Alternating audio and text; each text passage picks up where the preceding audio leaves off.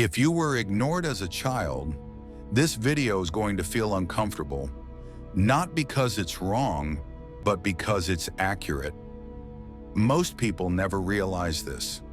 The things you want the most as an adult are the things you were never allowed to want as a child. And that rewires everything. Your attraction, your relationships, your silence, especially your silence. As a child, you didn't stop needing love. You stopped asking for it because asking led to disappointment or rejection or nothing at all. And nothing is worse than being ignored. So your nervous system adapted. It learned to survive without being seen, to want quietly, to hope silently. And you told yourself, I don't need much.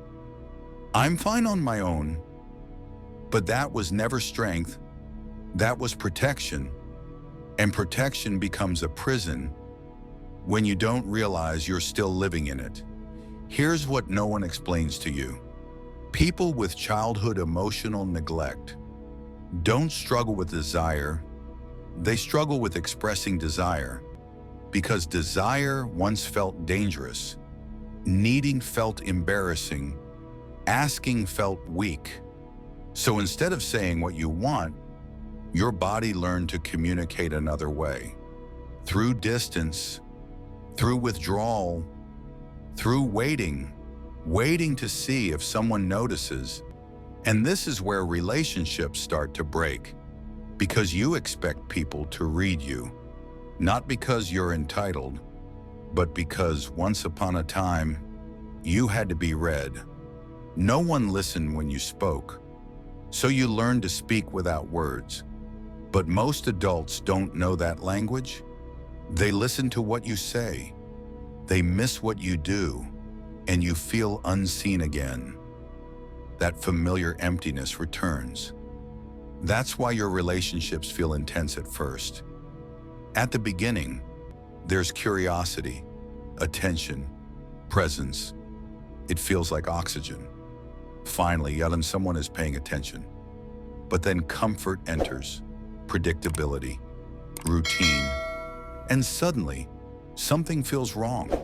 Not because love died, but because being fully seen feels unsafe to someone who grew up unseen. So you pull back, you don't even know why. You just feel restless, disconnected, and you start asking yourself, why do I feel lonely with someone who cares about me? Why does stability feel boring? Why do I crave something I can't explain? Here's the truth. Your nervous system associates intensity with safety because calm never protected you. Silence did. You learned to stay alert, to watch moods, to read rooms.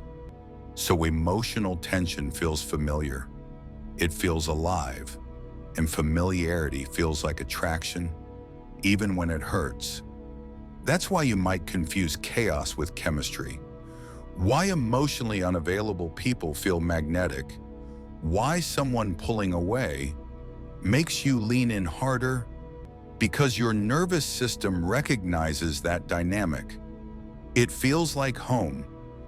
And home was unpredictable. Now here's the part that's hard to accept. People who were emotionally neglected often want something they'll never ask for. They want someone to notice without being told, to choose them without instructions, because asking feels like begging, and begging feels like childhood. So instead, they test, they go quiet, they pull away. They want to see, will you follow? Will you notice? Will you care enough to reach for me without me having to explain myself?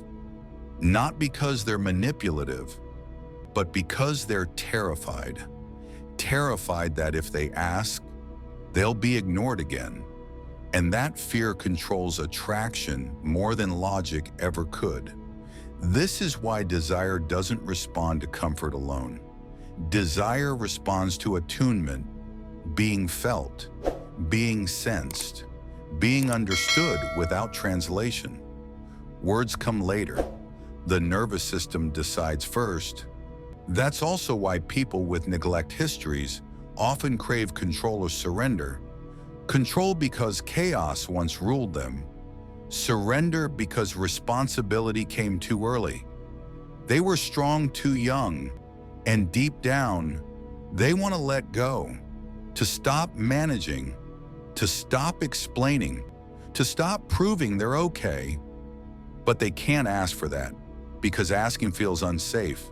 So attraction forms around tension, around mystery, around emotional polarity, not because it's healthy, but because it's familiar. And familiarity feels like truth. Here's the cost of this pattern. You end up in relationships where you're loved, but not felt, chosen, but not understood, and slowly you disconnect, not dramatically, quietly, the same way you learned to disappear as a child. But this doesn't mean you're broken. It means your nervous system learned survival, not connection. And survival strategies can be unlearned, but only when you see them clearly. Healing doesn't start with saying more. It starts with noticing. When you go silent instead of asking, when you test instead of trusting, when you withdraw instead of reaching, those patterns once kept you safe, but now they keep you lonely. And here's the uncomfortable question. What if the reason desire feels confusing is because part of you is still waiting for someone to notice what no one noticed back then? What if your attraction isn't broken? What if it's unresolved? Because once you understand this, you stop chasing intensity and start recognizing safety. You stop confusing silence with strength and start allowing yourself to be seen. And that changes everything. Because the moment you realize that your needs are not a burden, desire stops hiding, and connection stops feeling dangerous. Most people never reach this awareness, but now you have.